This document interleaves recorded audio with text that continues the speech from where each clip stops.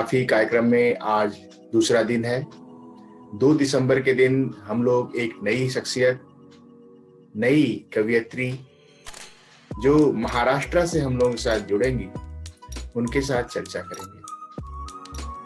उनका परिचय हम कार्यक्रम में दें, इसके पहले हम आज के दिन जन्मे एक ऐसे साहित्यकार का विषय चर्चा में लेना चाहते हैं जिसके बारे में हम सब लोग बहुत अच्छी तरह जानते हैं। आज 2 दिसंबर के दिन अचला नागर भारत की साहित्यकार, कथाकार, हिंदी फिल्म पटकथा और संवाद लेखिका के तौर पर इनका परिचय है। अमृतलाल नागर की पुत्री होने के साथ साथ निकाह, आखिर क्यों, बागवान, ईश्वर, मेरा पति सिर्फ मेरा है, निगाहें, नगीना आदि उनकी बहुत सारी ऐसी फिल्में हैं जिन्होंने उन्होंने पटकथा लिखा। एक साहित्यकार के रूप में उनके 2 कथा संग्रह क्रमशः नायक खलनायक, बोल मेरी मछली तथा एक संस्मरण संग्रह बाबूजी बेटाजी एंड कंपनी प्रकाशित है। उन्हें साहित्य भूषण पुरस्कार, हिंदी उर्दू साहित्य अवार्ड कमेटी सम्मान, यशपाल अनुशंसा सम्मान, साहित्य शिरोमणि सम्मान इत्यादि से सम्मानित किया जा चुका है। मुझे विश्वास है कि इस तरह से हम लोग अपने कार्यक्रम में साहित्यकारों की चर्चा करके आप सभी को कुछ जानकारियां भी देते हैं और आपको प्रेरित करते हैं कि वह उनके द्वारा प्रस्तुत किए गए अभिलेखों को, विचारों को आप सभी लोग अनुसरण में लेंगे। अब बात करते हैं आज हमारी जो गेस्ट हैं उनके विषय में। जी हाँ, आज की कवियत्री श्रीमती स्वरांगी साने, जिनका जन्म तो ग्वालियर में हुआ, शिक्षा इंदौर में और उनका मूल कार्य क्षेत्र पुणे रहा। आप उच्च कोटि की नृत्यांगना, वरिष्ठ संपादक, एक वरिष्ठ कवियत्री तथा बहुत उत्कृष्ट लेखन शैली के लिए जानी जाती हैं। आपकी शिक्षा कथक में और उसमें भी स्वर्ण पदक विजेता रही हैं, देवी अहिल्याबाई विश्वविद्यालय इंदौर से। पदन्यास नाम से कथक नृत्यशाला की स्थापना और संचालन कर रही हैं। अखिल भारतीय गंधर्व महाविद्यालय मंडल मुंबई द्वारा मान्यता प्राप्त कथक शिक्षक हैं। इंटरनेशनल डांस काउंसिल यूनेस्को की सदस्य हैं। भारत सरकार के सांस्कृतिक स्रोत एवं प्रशिक्षण केंद्र centre for cultural resource and training की वेबसाइट के आर्टिस्ट प्रोफाइल में भी इनका उल्लेख है। पत्रकारिता के क्षेत्र में इन्होंने राज्य स्तर पे बहुत अच्छा कार्य किया है। उस्ताद अलाउद्दीन खान संगीत एकेडमी द्वारा खजुराहो नृत्य समारोह में रिपोर्टिंग की है। मध्य प्रदेश कला परिषद द्वारा आयोजित मांडू उत्सव का भी उन्होंने कवरेज किया है। नृत्य, नाटक, रेडियो, टीवी ऐसा कोई मंच नहीं है जहां स्वरांगी साने जी ने अपने कार्यों से हम सबको धनी नहीं बनाया है। मुख्य रूप से अगर कार्य क्षेत्र की चर्चा की जाए तब नृत्य, कविता, पत्रकारिता, संचालन, अभिनय, साहित्य, संस्कृत, कला समीक्षा, आकाशवाणी पर वार्ता और काव्य पाठ, हमारी यह बहुत बड़ी क्षमता है कि हम उनके साथ आज चर्चा करेंगे। क्षमता मैं इसलिए कह रहा हूं कि मेरे अकेले इस बस में नहीं था कि अनुज्ञा कार्यक्रम की रूपरेखा रख पाता। कुछ ऐसी ही हस्तियों का संस्कार और विचार है कि हम लोग महिलाओं के लिए सत्य नारी शक्ति कार्यक्रम चला रहे हैं और अनुज्ञा कार्यक्रम की एक आधारशिला रखे हैं जिसमें कि सभी नई शुरुआत करने वाली वयस्क महिलाओं के लिए एक मौका हम देते हैं कि वे अपना सेकंड स्टार्ट ले सकें। उन्हें प्रशिक्षित करना, उन्हें मुखर बनाना उनके लिए कुछ गोल सेट करना, ये हम सब लोग में मुख्य कार्य के रूप में ले रहे हैं। प्रकाशित कृति के विषय में जब चर्चा करते हैं तब कि संख्या इतनी है, यदि उसकी चर्चा किया जाए तो मैंने इसीलिए उसको सुबह ही पेस्ट किया फेसबुक वॉल पर। काव्य संग्रह शहर की छोटी सी छत पर 2002 में मध्य प्रदेश साहित्य परिषद द्वारा, और विभिन्न पत्र पत्रिकाओं में प्रकाशित कादम्बिनी, इंडिया टुडे, भागार्थ, नवनीत, साक्षात्कार, भोर, कल के लिए, आकंठ, जनसत्ता, शेष, वर्तमान साहित्य, गोलकुंडा दर्पण, समावर्तन के रेखांकित स्तंभ, कला समय, मंतव्य, वेब दुनिया, आहा जिंदगी यथावत, ऐसे कोई पत्र पत्रिकाएं नहीं है जहां इनके लेख प्रकाशित नहीं है। कनाडा से निकलने वाली पत्रिका पंजाब टुडे में भी, मराठी दिवाली उद्याचा मराठवाड़ा में हिंदी कविता का मराठी अनुवाद प्रकाशित। इस तरीके से इन्होंने 1990 से 97 तक स्वतंत्र पत्रकारिता भी की है। लोकमत समाचार पत्र में रिपोर्टर के तौर पर, इंदौर से दैनिक भास्कर में कला समीक्षक।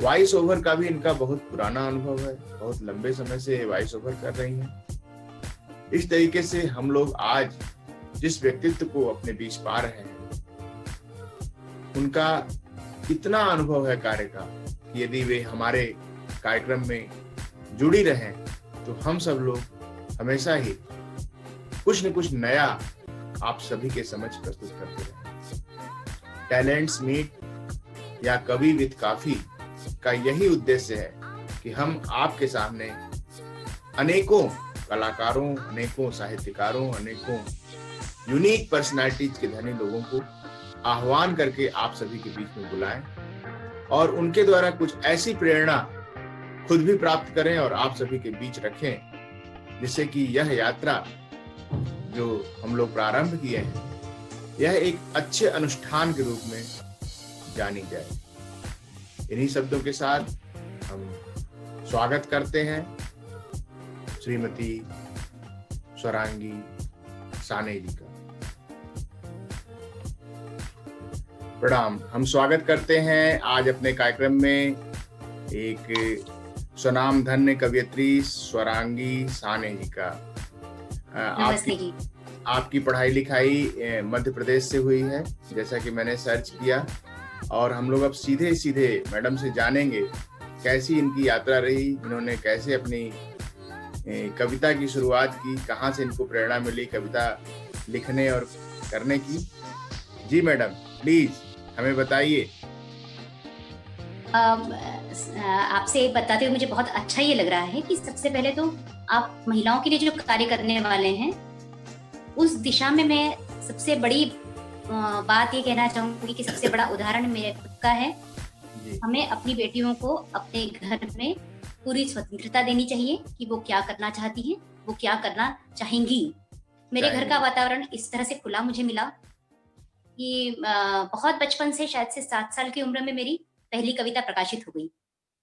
7 साल मेरी माताजी स्वयं एक स्वधाम जी मेरी माताजी मध्य प्रदेश की पहली महिला पत्रकार रही हैं, तो हमारे घर का वातावरण भी उस तरह से खुला था। मेरे नाना जी ने उत्तर भारत में मराठी पत्रकारिता की शुरुआत की थी।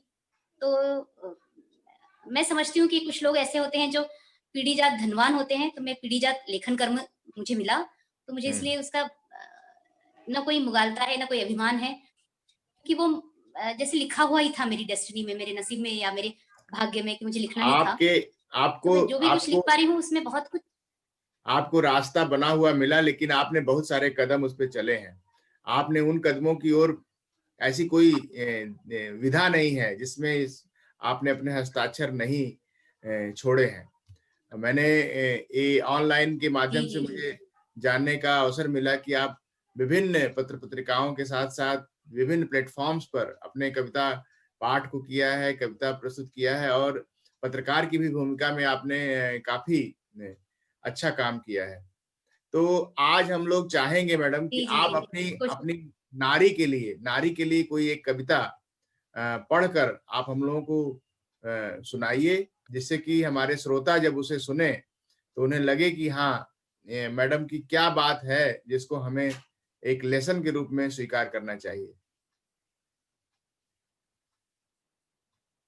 बहुत एक छोटी सी बात जो महिलाओं के संदर्भ में कही जाती है, महिलाएं उसे बहुत सकारात्मक दृष्टि से ले सकती हैं, महिलाएं उसे बहुत नकारात्मक दृष्टि से भी ले सकती हैं, कि उनका जीवन जो होता है वो शादी के बाद में के पहले का और एक शादी के बाद का है, इस तरह से उनका जीवन होता है।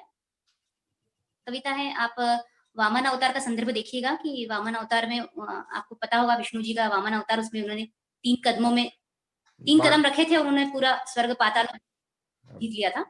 तो सार, 1 कदम में लांघा माँ का घर, 1 कदम में लांघा माँ का घर, दूसरे में पहुंच गई ससुराल। 1 कदम में लांघा माँ का घर, दूसरे में पहुंच गई ससुराल। विराट होने की जरूरत ही नहीं पड़ी। विराट होने की जरूरत ही नहीं पड़ी। विराट होने की, और मैंने नाप ली दुनिया। इतने बोने से जीवन का इतना ही रहा सार। इतने बोने से जीवन का इतना ही रहा सार कि अब तीसरा कदम रखने के लिए छोड़ना होगा संसार, कि अब तीसरा कदम रखने के लिए छोड़ना होगा संसार। मैं दूसरा कदम अनुज्ञा के माध्यम से रखवाना चाहता हूं बहुत सारी महिलाओं का। मुझे पता नहीं था जी बिल्कुल बिल्कुल कि आपने इतनी अच्छी कविताएं इस कार्यक्रम के लिए लिख रखी है बहुत पहले से ही। मुझे नहीं पता कि आपके मन में कब ये भाव आए तीसरा कदम जरूरत है। और मैंने पहला कदम ये माना कि ससुराल में जब गई तो वहीं इससे ही हो गई, उसके क्रियाकलापों की, उसकी सारी जितनी भी अभिलाषाएं थी, जितने भी वो क से ख कर सकती थी, ख से ग कर सकती थी, उसको उन्होंने फुल स्टॉप ज्ञ पहुंचा दिया उतने पर ही। तो मैंने एक सेकंड स्टार्ट के लिए अनुज्ञा कार्यक्रम लिखने की कोशिश की, जिसमें कि हम उन महिलाओं के साथ जुड़ना चाहेंगे, उन्हें प्रेरणा देंगे कि वे अपनी एकदम छोटी सी शुरुआत करके, एक छोटा सा अपना समय निकाल करके, जो रुचि हो कम से कम बोलने में, क्योंकि महिलाओं को चर्चा बहुत पसंद है और अधिकांश महिलाएं अपने मन की बात कहकर अपने को हल्का करती। तो हमें बड़ी खुशी होगी कि कुछ महिलाएं एक दूसरे से वार्तालाप करके एक दूसरे की एनर्जी को बढ़ाएं, उनको एक माध्यम बनाएं जिससे कि चर्चा के विषय माध्यम से उनका कुछ उत्थान हो सके, उनका कुछ विकास हो सके। तो बहुत अच्छा लगा कि आपने इतनी सुंदर कविता रची है। आवाज साफ जा रही है मैडम? हाँ जी हाँ जी हाँ जी बिल्कुल, बहुत अच्छा। ये आपकी जो रचना है, ये सीधे सीधे एक चैलेंज है। एक है पिया, एक है प्रिया, मैं उन दोनों में प्यारी सी है, इस मासूम छेड़छाड़ में कितनी उलझने आसानी से सुलझ जाती हैं। जीवन यात्रा के विषय में आपकी यह कविता है। आपका YouTube पर हमारे जीवन की यात्रा 4 पल की बतिया ही तो, इसको जरा सा सुनाइएगा। आप अपने माध्यम से हम लोगों को फिर से एक बार सुनाइए। अरे मेरे पास में वो कविता अभी तो है नहीं, मैं चाहूंगी कि आप YouTube की लिंक दे दें, तो मैं भी वो कविता लेके बैठी नहीं थी साथ में। पर वो कुछ कविता ऐसी है कि बातें पिया की बातें, बातों में पिया संग बातें। अच्छा, कोशिश की है कि आपका जो ईश्वर है वो आपके भीतर ही होता है, आपको उसी की तलाश करनी चाहिए। और वो तलाश आपकी तभी हो सकती है जब आप उसे अपने भीतर मानकर, परिपूर्ण होकर और बात उससे करें। तो बहुत अच्छा, इस तरह से वो कविता चलती है। बहुत अच्छा। इसको दर्शक लिंक फॉर्म में वहां पर पाएंगे और उसको पूरी कविता वो सुनेंगे, समझेंगे कि उसके थ्रू क्या वो लेसन लेते हैं। हाँ, मतलब मैं ये कहना चाह रही हूँ कि वे दो नहीं एक है, मतलब पिया और प्रिया दो नहीं होते हैं, वो एक ही होते हैं। और उन दोनों की एकल बातें, कोई इसमें संवाद नहीं है, संवाद 2 लोगों में होता है। लेकिन अब जब आप खुद से संवाद करते हैं, खुद से बात करते हैं, तो वो एकल बात है, अपने आप से ही की गई बात है। सेल्फ इंट्रोस्पेक्शन हम लोग एक टॉपिक है सेल्फ बिलीफ का, जिसमें कि हम लोग सेल्फ इंट्रोस्पेक्शन भी करने को कहते हैं। तो इस कविता के माध्यम से आपने बताने की कोशिश की है कि हमें खुद से बात करके समझना चाहिए। और अभी हम लोग पर्सनालिटी डेवलपमेंट के लिए और खास तौर पे उन लोगों के लिए जो कुछ भी अपने जीवन में परिवर्तन करना चाहते हैं, उनके लिए नए प्रोजेक्ट्स लिख रहे हैं और नए लोगों को इन्वॉल्व करके कुछ ऐसी चीजें बना रहे हैं जिससे कि एक गंभीरता आए। सोशल मीडिया एक आनंद का विषय हुआ करता था, लोग इसको केवल मिसयूज करते थे, यूज नहीं करते थे। अब कुछ राजनीतिक दलों ने हाँ बताएं बताएं। आपकी बात से बात याद आई है, यदि मुझे लिंक उसकी अवेलेबल हो पाई, उसकी उपलब्ध हो पाई, तो मैं आपको जरूर आपके साथ में साझा करूंगी। 4 तारीख को, परसों, पुणे आकाशवाणी से सोशल मीडिया का समाज पर प्रभाव, इस पर चर्चा है और उस चर्चा में मैं शामिल हूँ। तो अच्छा, यही चर्चा का विषय यही है कि सोशल मीडिया का समाज पर प्रभाव। आप जरूर चर्चा करिएगा कि डॉक्टर सत्यप्रकाश एक वैज्ञानिक काशी हिंदू विश्वविद्यालय के सोशल मीडिया को एक ऐसे अभियान के लिए उपयोग कर रहे हैं जिससे कि शिक्षा का जन जन सदुपयोग करें। आप इस चर्चा में लाइएगा, मुझे बहुत प्रसन्नता होगी कि आपके माध्यम से इस बात की सूचना अन्य स्थानों तक पहुंचेगी। और हम चाहते हैं कि ऐसे बहुत सारे लोग अपने घर से बैठकर इस तरह से सामान्य रूप से बातचीत के माध्यम से अपनी जानकारियों को दूसरे तक पहुंचाएं। यह मन की बात श्रृंखला है, मन की बात प्रधानमंत्री की श्रृंखला है जिसको उन्होंने बड़ा सम्मान दिया कि हमें अपने मन की बात को सामने रखना चाहिए। कहां से जहां तक की यात्रा जन मन संदेश करके हम एक पत्रिका डिजिटल फॉर्म में डेवलप कर रहे हैं जिसमें हम चाहते हैं कि जन जन की बात प्रत्येक जन जन तक पहुंचे। और सामान्य रूप से शिक्षा के लिए इसका उपयोग करना इसलिए भी जरूरी है क्योंकि सबसे बड़ी आवश्यकता शिक्षा है। यदि हम शिक्षित वर्ग को प्रेरित करके उनके माध्यम से ट्रांसफर कर दे, नॉलेज ट्रांसफर हो जाए, तो हमें लगता है कि बहुत सारे कानूनों को पालन कराने में, समाज में एक अच्छा स्तर स्थापित करने में और बहुत सारी विषमताओं को दूर करने में हम बहुत आसानी से सफल हो जाएंगे। आपका क्या कहना है? बिल्कुल सही बात। नहीं, मैं आपसे बिल्कुल पूरी तरह से सहमत हूँ कि हमें सामाजिक विसंगतियों को दूर करने में, जब तक आप मुखर होकर बात नहीं कहेंगे, जब तक अपनी बात दूसरों तक नहीं पहुंचाएंगे, हर किसी को अपना संघर्ष, स्वयं का संघर्ष लगता है कि मेरा संघर्ष बहुत बड़ा है। लेकिन जब आप दूसरों का देखते हैं तो आपको लगता है कि आपका संघर्ष बहुत छोटा है। हम बहुत छोटी छोटी दिक्कतों को बहुत बड़ी मान लेते हैं। तो निश्चित ही जब लोग लोगों से जुड़ते हैं तो उन्हें पता पड़ता है कि अरे दूसरों के जीवन में कितनी सारी क्षमताएं हैं और हम कितने सुख में जीवन व्यतीत कर रहे हैं। बिल्कुल। एक कविता और लीजिए आप अभी, जिससे कि हम लोग इस कार्यक्रम में और अच्छा कुछ करें। जो आप कह रहे हैं उसी बात पे बात कर लेती हूँ मैं, कि जो बात हो रही है कि कितना हमारा जीवन क्या है, हम जीवन को, आपने बच्चों की पढ़ाई की बात की और आपने महिलाओं की बात की, मैं दोनों को जोड़ते हुए सबके जीवन की बात कर रही हूँ कि सबके जीवन में क्या होता है। गिनती। मैं दिन गिनती हूँ, मैंने दिन गिनना कब से शुरू किया? शायद तभी से जब से सीखी गिनती। 1 के बाद 2, 2 के बाद 3, 3 के बाद 4। बचपन में दिन गिना करती थी कि कब आएगी दिवाली, होली, जन्मदिन। फिर जब आने लगे परीक्षा के दिन तो साथ ही गिनने लगी उनके खत्म होने के दिन। दिन गिनती कब आएंगी गर्मी की छुट्टियां, अपने बड़े होने की भी राह देखती थी मैं। गिनती रही 6ठी के बाद 7वीं, 8वीं और एक दिन कॉलेज। कॉलेज में भी शुरू हुए गिनने दिन, परीक्षाओं, छुट्टियों के, नौकरी में गिने दिन, तनख्वाह के, और ये भी कि कब आएगा इतवार, जन्माष्टमी, रामनवमी। शादी हो जाने के बाद दिन गिने अपने भीतर कुछ कुलबुलाने के, उसके दुनिया में आने के, बड़े होने, सरकने, तुतलाने, गपियाने के। चलता रहा सिलसिला। वाह वाह। बहुत बुरा लगता रहा जब नहीं बीता दिन, बहुत बुरा लगता रहा जब नहीं बीता दिन, और बीत जाने पर भी बुरा लगा, और बीत जाने पर भी बुरा लगा। दिन गिनते गिनते गिनने लगी सफेद बाल कब पके कब झड़े। दिन गिनते गिनते गिनने लगी सफेद बाल कब पके कब झड़े। गिन रही हूँ अभी भी बहुत कुछ, गिन रही हूँ अभी भी बहुत कुछ। जो बचा है उसे गिन रही हूँ, जो बचा है उसे गिन रही हूँ। जो खोया उसे गिन रही हूँ, जो बचा है उसे गिन रही हूँ। जो खोया है उसे गिन रही हूँ। बस क्रम ही तो बदला है।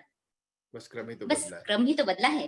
पहले गिनती थी 1 2 3 4, अब गिन रही हूँ 4 3 2 1 और 0। बहुत सुंदर, बहुत सुंदर। यह जो गिनती है ये एक यात्रा है, और आपने पूरे जीवन के रहस्य को इसके माध्यम, इस कविता के माध्यम से रखा है। यदि मैं बात करूं तो मैं कोशिश की। वर्कशॉप की गिनती कर रहा हूं, पहला, दूसरा, तीसरा। जी जी जी। और हमको लगता है कि ये 15वां वर्कशॉप है जिसमें हम लोग कवि के साथ काफी पहली बार कर रहे हैं। और मेरे मेरे अच्छा, वाह वाह मेरे वाह। मेरे रिसर्च में मेरी जो ऑब्जर्वेशन है इस पॉपुलेशन को लेकर, जी जो मैंने ये प्रोजेक्ट डिजाइन किया है कि समाज में ऐसे ही चल जी पड़ो, बोलो, कौन सुनता है, कितना स्वीकार करता है, कितना निकट आता है, कितना दूरी बनाता है, कितनी सारी बातों का किसका किस पर कितना प्रभाव पड़ता है, पढ़े लिखे समुदाय के बीच में उसकी मान्यता कितने देर में आती है, अनपढ़ों के बीच में आपकी वाहवाही कब तक सुनी जाती है, पैसा मांग लेने पर लोग किस तरीके से विस्थापित होते हैं, फ्री का देने पर कितना अरुचि तरीके से उससे दूर भागते हैं। तो ये सारे रिसर्च हैं, ये एक प्रोजेक्ट है, कौन सा प्लान दिया गया तो उसका क्या इम्पैक्ट रहा। मेरे रिसर्च में कवि से धनी कोई नहीं मिला, कवि से धनी कोई नहीं। क्या बात है। कवि धन भी दिए और विचार भी दिए, प्रेरणा भी दिए और पाठ भी दिए। तो ये बहुत बड़ी उन्नति हो रही है समाज की। आप खुद सोचिए कि आपने जो ये कंटेंट दिया है, इसको जब डॉक्टर सत्या होप टॉक्स के माध्यम से कम 50 और लोग देखेंगे और उनके जीवन में अगर थोड़ा सा परिवर्तन आया, तो आप स्वरांगी साने जी खुद धनी होंगी कि मेरी बात से प्रभावित होकर अमुक महिला ने या अमुक बच्चे ने अपनी यात्रा शुरुआत की। मुझे बहुत दरअसल प्रसन्नता हम है। एक माध्यम होते हैं, बस एक माध्यम होते हैं, और मतलब हमें वो मान के भी चलना चाहिए कि हम केवल एक माध्यम है। तो आप जब आप कह रहे हैं कि हमें तो अपना कार्य करना है, पसंद आए ठीक, नहीं पसंद आए तो भी एकला चलो रे। बिल्कुल बिल्कुल। आपकी माता जी के बारे में हमें जरा बताएं कि उनकी क्या यात्रा रही, कितना उन्होंने किया। जी जी। मेरी माँ का नाम अलकनंदा साने है और मराठी में उनका बहुत अच्छा मतलब नाम है। मराठी में लिखती है, वो हिंदी में भी लिखती है, दोनों भाषाओं में लिखती है। आम्ही रचनाकार करके उनका कार्यक्रम है, जो द्विभाषा कार्यक्रम चलता है उनका, मराठी और हिंदी दोनों के कवि साथ में आते हैं। और आयु के इस पड़ाव पे भी उनमें मुझसे ज्यादा बहुत जोश रहता है, उन्हें बहुत कुछ करने की हर दिन। मुझे उनसे ही प्रेरणा मिली है कि कोई दिन आपका ऐसा नहीं जाना चाहिए कि आज आपने कुछ किया नहीं। आपको हर दिन कुछ ना कुछ ठोस सकारात्मक इस तरह से कार्य करना चाहिए। तो मैंने जैसे बताया कि वे मध्य प्रदेश की पहली महिला पत्रकार रही, और आप सोच सकते हैं कि ये 1984 के दंगों की बात, जब दंगे हुए थे 1984 में, तब किसी महिला पत्रकार का घर से बाहर निकल के आना, और मोबाइल नहीं है आपके पास में, और जिस तरह की सामाजिक विसंगतियां तब तो और थी, आज तो महिलाएं इतनी बाहर आ रही हैं, तब तो महिलाएं आती नहीं थी। तो निश्चित ही उनको जो समस्याओं का सामना करना पड़ा होगा, वो हम केवल सोच भी सकते हैं। तो हमें लगता है कि अरे कितना उन्होंने, और फिर हम दोनों बच्चों को बड़ा किया उन्होंने, तो बहुत मतलब मुझे ऐसा लगता है कि उन्होंने एक सकारात्मक दृष्टि हम दोनों में डाली कि हमें केवल अपना काम करना है, लोग क्या बोल रहे हैं उसकी ओर ज्यादा ध्यान न देके हम अपनी तरफ से उनको जवाब तो आप काम करके ही दे सकते हैं। बहुत अच्छा, बहुत बहुत अच्छा, बहुत पिताजी अच्छा। बहुत जल्दी गुजर गए, तो अच्छा जी अच्छा, ये दुखद है, ये दुखद रहा। अच्छा, तो महाराष्ट्र में वो भी है, वो भी महाराष्ट्र में ही है ना ना, वो मध्य प्रदेश, इंदौर मेरा कार्यक्षेत्र जब रहा, इंदौर में है, मतलब माता जी इंदौर में मध्य है। प्रदेश। आप उनसे कहिएगा कि एक छोटा सा वीडियो संदेश हम सबके अनुज्ञा कार्यक्रम के लिए आप समझाने की कोशिश करिएगा। अगर वो बना के देंगी तो हमें बहुत प्रेरणा मिलेगी, बहुत अच्छा लगेगा। मैं आपका नंबर भी उन्हें दूंगी, वो और आपको भी दूंगी उनका नंबर। जी जी बिल्कुल बिल्कुल बिल्कुल, बहुत अच्छा। तो अभी अभी जो पिछले महीनों में आपने कुछ किया हो नारी के लिए, या कोई कविता रची हो इधर बीच जिसको आप सुनाना चाहें, कि लॉकडाउन में या ऐसी परिस्थितियों में कभी आपके भावावेश बदले हों, कभी आपने सोचा हो कि कुछ करना चाहिए और क्या होना चाहिए, कभी कुछ ऐसा कुछ अगर हो तो बताइएगा, अन्यथा हमें और कुछ बताइए जो आपकी हो। आपने जो बात आप कह रहे हैं, जो आपका जो जितने दिनों से आपसे बातचीत में आप समझ में आ रहा है कि लॉकडाउन के पीरियड में जी जहाँ एक और अवसाद और विषाद सबको घेर रहे हैं, तो मुझे भी ऐसा लगा कि ये अवसाद और विषाद के क्षण नहीं होने चाहिए, ये हमारे उत्साह के क्षण होने चाहिए, ये हम अपने आप से बात करने के क्षण होने चाहिए। तो जो बातें पिया की रचना, ये लॉकडाउन पीरियड की रचना है। बहुत अच्छा, बहुत गीत अच्छा। मैंने कभी लिखे नहीं थे, ये गीत लिखने की कोशिश उन्हीं दिनों की है। अपने हम्म, मित्रों के साथ मिली हूँ मैं, तो मित्रों से उनसे मुलाकात करके सोचा कि हाँ, कुछ नया किया जाए, एक नया अगला प्रोजेक्ट भी हमारा उसी पे आ रहा है कि अच्छा, हम एक बता रहे हैं कि घड़ी-घड़ी मतलब एक समय कितनी तेज़ी से आगे बढ़ रहा है, तो उसको लेकर अगली रचना भी हमारी बहुत जल्द यूट्यूब पे आएगी। तो ज़रूर बहुत आपको मैं चाहूँगी कि वो आप आपके दर्शकों के साथ में शेयर करिएगा। बहुत बहुत तो अच्छा, मुझे ऐसा बहुत लगा अच्छा। कि लॉकडाउन की पीरियड में आप निराशा की नहीं, आशा के गीत गाने चाहिए। आशा है गीत कह रहे जी, इसीलिए हमने डॉक्टर सत्या होप टॉक्स की शुरुआत की है कि जितने जी, लोग अगर आशा की थोड़ी सी भी अगर पूंजी रखे हों तो यहाँ इस बैंक में लाकर जमा करें, जिससे कि हम लोग हाँ उसको जी, दूसरों को बांट सकें और दूसरों को धनी बना सकें। बहुत अच्छा लगा। बिल्कुल, अभी बिल्कुल। अभी हम आपके लिए एक और सूचना दे रहे हैं कि हम लोग एक नया मीट मीट प्रोग्राम कर रहे हैं, जिसमें हम लोग लोगों को मास्टरी सिखा रहे हैं। Mastery for education, mastery for education and empowerment of talents. जिस भी व्यक्ति के पास कोई टैलेंट हो, कोई अच्छाई हो, या अगर वो अच्छाई की तरफ जाना चाहता है, तो आपकी इको हो रही है, मेरी आवाज इको हो रही है शायद। तो यदि यदि आपकी जी, कोई भी टैलेंट्स अगर अपने अंदर थोड़ा भी परिवर्तन लाना चाहता है, कुछ मास्टरी करना चाहता है उसके लिए, तो हम लोगों के साथ कुछ ऐसे एक्सपर्ट जुड़ रहे हैं जिनके माध्यम से उनको हम धीरे धीरे करके एक ट्रेनिंग देंगे और उनकी ब्रांडिंग कर देंगे और उस कॉज के लिए उनको क्या जाना बात जाए। है। जैसे उनके साथ जी, जी, जैसे जी, जी। एक गुरुकुल का व्यवहार होता है कि उनको धीरे धीरे धीरे धीरे तैयार किया जाता है, वैसे हम लोग एक ऐसा सोपान बना रहे हैं मीट, जिसमें कि हम क्या सब बात लोग उन लोगों को जोड़कर और एक डेडिकेशन के तहत समाज का काम करना है या अपने ऊपर काम करना है, उसमें डेडिकेशन होना चाहिए। इसके लिए छोटा सा जी, जी, जी, जी। एक रजिस्ट्रेशन करके उनको एक परिवार का अंग बनाकर, जिससे कि एक दूसरे के साथ सही ढंग से बर्ताव करें, कोई भी निगेटिव कम्युनिकेशन ना हो आपस में। इसके लिए एक छोटा सा हाँ, रजिस्ट्रेशन, जी।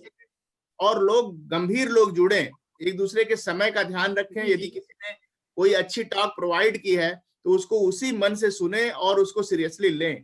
तो इन सब चीजों को बढ़िया जी। बनाने के लिए हम लोग नए लोगों के साथ जुड़कर भी काम कर रहे हैं। क्या उस टीम में आप जुड़ना चाहेंगे मैम? सप्ताह में हाँ, अवश्य, अवश्य हम इससे अलग से चर्चा भी कर लेंगे कि किस तरह से कार्य करना है। तो बिल्कुल कोई भी काम कहीं भी कोई अच्छा कर रहा है और यदि आप उसे सहयोग देते हैं तो मुझे अच्छा लगता है कि हाँ, कि जो मुझसे ना हो सका वो मेरा संसार नहीं, लेकिन यदि कोई कुछ और कर रहा है तो ज़रूर अच्छा बहुत लगता है कि हाँ, बहुत बहुत अच्छा। सहयोग देना चाहिए। जी, और जी। कोई कविता जिसको आप सुनाना चाहें? मैंने तो काम ही कविताओं के अलावा कुछ किया नहीं है, तो एक और कविता सुनाइए। आपको जैसे आप एक और कविता जी, सुनाइए, जी, फिर मैं अपनी एक थोड़ा-सा कविता। बताइए, बताइए। बिल्कुल, बिल्कुल। जैसा कि आपको पता होगा तो मेरा थोड़ा कथक का शिक्षा मैंने ली, थोड़ा कथक से जी जुड़ी जी रही, जी जी तो जी। एक कविता वहाँ से आती है, हम्म। नर्तन। नर्तन। कविता का शीर्षक है नर्तन। गुरुवर, मुट्ठी खोलते ही इतनी ताकत भर दो हस्तकों में कि मुक्त हम्म कर पाए खुद को। हम्म मुट्ठी खोलते ही इतनी ताकत भर दो हस्तकों में कि मुक्त कर पाए खुद को समय की कैद से। कि मुक्त कर पाए खुद को समय की कैद से, तिहाइयों में बंधना और चक्कर गिन्नी हो जाना नहीं चाहते हम। हम्म तिहाइयों में बंधना और चक्कर गिन्नी हो जाना नहीं चाहते हम। इतनी शक्ति दे दो पैरों में कि हर परिधि को पार कर जाए। इतनी हर शक्ति दे परिधि दो पैरों में कि हर हर परिधि को परिधि पार को कर। पार कर जाए। वाह। जब रुके तो यूं कि सांस ही थम जाए। जब रुके तो यूं कि सांस ही थम जाए। वाह। तो कोशिश है जब तक सांस चलती रहे तब तक कार्य होता रहे। जब तक जिंदगी है, जब तक सांस है, तब तक हमारे पैर न थके, हम कदम दर कदम आगे बढ़ते रहें। बहुत अच्छी प्रेरणा, बहुत अच्छी प्रेरणा। इससे हर व्यक्ति कुछ न कुछ लेसन ले सकता है। इसीलिए हम लोग इसको ये टीचिंग भी मानते हैं कि जब हम लोग बातचीत करते हैं या अपनी बातें किसी के सामने रखते हैं तो उनके मानस पटल पर कुछ न कुछ प्रभाव। हमारे ग्रुप में एक कवि हैं श्रीकांत जी, और उन्होंने एक रचना लिखी है, जिंदा है तो जिंदगी को प्यार करना चाहिए, जिंदा है तो जिंदगी को प्यार करना चाहिए, प्यार का खुलकर सदा इजहार करना चाहिए। वो काफी श्रेष्ठ हैं और IAS रहे हैं, और उन्होंने इस चीज को काफी लिखा है। मैंने कोशिश किया कि वे भी आके सामने से पढ़ें, लेकिन उन्होंने कहा कि ये सब आडंबर मुझे पसंद नहीं है। तो मैंने कहा कोई बात नहीं, मैं आपको क्योंकि काफी श्रेष्ठ हैं, इसलिए उन्होंने साफ साफ कहा कि मैं लिख देता हूं, जिसको पढ़ना हो पढ़े। तो इसको मुझे बड़ा अच्छा लगा। उन्होंने साफ साफ कहा, जिंदा है तो जिंदगी को प्यार करना चाहिए, प्यार का खुलकर सदा इजहार करना चाहिए, वक्त जाने का मुकर्रर पर यहाँ किसको पता। बहुत बड़ी बात कही है उन्होंने, वक्त जाने का मुकर्रर है यहाँ किसको पता, आज हासिल लम्हे जो उपहार करना चाहिए। कितना अच्छी बात है कि बिल्कुल बिल्कुल बिल्कुल बिल्कुल बिल्कुल आज वो लम्हे हासिल है। जी बहुत अच्छा। तो इस पर मैंने 4 लाइनें हमने भी बनाने की कोशिश की है उन्हीं से।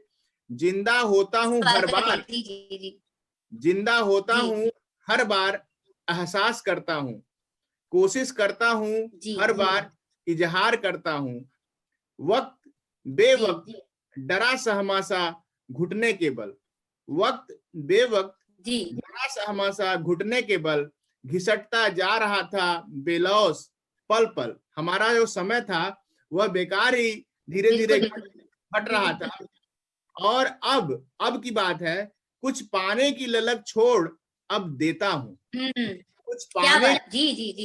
कुछ पाने की ललक छोड़ अब देता हूँ, जिंदा होता हूँ हर बार, एहसास करता हूँ, कोशिश करता हूँ हर बार, इजहार करता हूँ। वाह वाह वाह, बहुत सही। मैं आपकी बात से बिल्कुल सहमत हूँ। देखिए, आप स्वयं ही देखिएगा कि जब हम अपने तक केंद्रित रहते हैं, जब हम अपने लिए पाना कुछ चाहते हैं तो हम बहुत सीमित हो जाते हैं, हमारा विस्तार नहीं हो पाता है। और आज आपसे मैं जुड़ पाई या मुझसे आप जुड़ पाए, उसकी वजह यह है कि आप कुछ अलग कार्य कर रहे हैं। अदरवाइज आप वहां बनारस में है, मैं पुणे में हूँ, तो हम क्यों कभी चर्चा करते हैं इस बात की, मतलब हम क्यों आपस में बात भी करते हैं? क्योंकि हम लोग देने के लिए तैयार हुए, हम लोग मानसिक रूप से तैयार हुए। विस्तार हम अपना करते हैं तो हम बहुत लोगों तक पहुंच पाते हैं। और यदि हम अपने आप को सीमित कर लेते तो अपने घर परिवार, और सब लोग वैसे जी तो रहे हैं कि अपना घर परिवार है अपना, तो वो तो रोज चल ही रहा है, सबके जीवन में यही चल रहा है ना। अभी परिवार में कौन कौन है आपके? अभी परिवार में कौन कौन है? हम लोग यहाँ पे एकल परिवार है, पति है, मेरी बेटी है, एक बेटी अभी 8वीं में है इस साल। अच्छा, 8वीं में है, बहुत अच्छा बहुत अच्छा। और क्या करते हैं सर? क्या करते हैं सर? क्या करते हैं? प्रोफेसर है सर। क्या बात है, किस सब्जेक्ट के? किस सब्जेक्ट के? Mechanical engineering. बहुत अच्छा, तब तो बहुत कठिन विषय है। कविता वो भी सुनते हैं, लिखना तो हम कल्पना ही नहीं कर सकते। नहीं नहीं, उनके लिए कविता भी बहुत कठिन विषय है। अच्छा, चलिए चलिए, बहुत अच्छा। एक आध और कविता सुनाना चाहें तो अगर सुनाए, अभी थोड़ा समय है। ओके, ये एक कविता है जो अभी जो हालिया दौर चल रहा है, मैं उसके ऊपर मुझे ऐसा लग रहा है कि कविता इस तरह से कि जो बचा है उसे बचा ही रहने दो उनके लिए जो इसी रास्ते से होकर गुजरेंगे। जो बचा है बचा ही रहने दो, बचा ही रहने दो उनके लिए जो इसी रास्ते से होकर गुजरेंगे। बहुत अच्छा, बहुत अच्छा। जो बाकी है होना उसे भी छोड़ दो समय की गोद में, जो बाकी है होना उसे भी जो बाकी है होना समय की गोद में, जो है और जो नहीं के बीच, जो है, ये शेक्सपियर साहब से सवाल लिया, टू बी और नॉट टू बी, कि जो है और जो नहीं है के बीच रह जाए बाकी उसे ही ले चलो साथ। केवल वही है आपके हिस्से का बहुत छोटा लेकिन जरूरी सच, केवल वही है आपके हिस्से का बहुत छोटा लेकिन जरूरी सच। जी, जो है उसके साथ चलिए, जो है उसके साथ चलिए, और जो बच जाता है उसे अपने पीछे आने वाले के लिए छोड़ दीजिए, कि वह आएगा तो उसे भी वो लेके आगे कंसीडर करेगा। बहुत अच्छा लगा मैम, और हमको लगता है कि एक अच्छा कंटेंट डेवलप करने के लिए आपके साथ जुड़ना पड़ता है, और अपने ऊपर भी लगातार काम करना पड़ेगा। और इसके लिए हम चाहेंगे कि आप हमारे प्रोग्राम में एक अच्छे समन्वयक के रूप में भी जुड़े। आपको अनुभव है, कभी कभी आपने लिखा है आपके बायोडाटा में कि आपने कार्यक्रम का संचालन भी बहुत अच्छा किया है, तो मुझे लगता है कि आरोग्य कार्यक्रम को संचालित होते हुए मैं देखना चाहूंगा आपके द्वारा, और इसको आप और अच्छे से करें, जिससे कि और महिलाएं खुलकर निकलें। थोड़ा सा भी समय अगर हम लोगों को मिलता रहेगा तो हम लोगों का जो काव्य क्षेत्र हो, चाहे कोई भी प्रोजेक्ट हो महिलाओं के लिए जो हम लोग कर रहे हैं, उसमें हम लोगों को बहुत बल मिलेगा। बहुत अच्छा लगा मैम, थैंक यू। रिकॉर्डिंग जब फेसबुक पर जाएगी, मुझे भी बहुत खुशी हुई, आपने इतना समय दिया, बहुत बहुत आभारी हूँ मैं आपकी, और आपके पूरे कार्य के लिए बहुत बहुत शुभकामनाएं देती हूँ कि आपकी तरह बहुत लोग आगे निकलें और निरंतर कार्य करते रहें। बहुत बहुत धन्यवाद सर। थैंक यू, प्रणाम।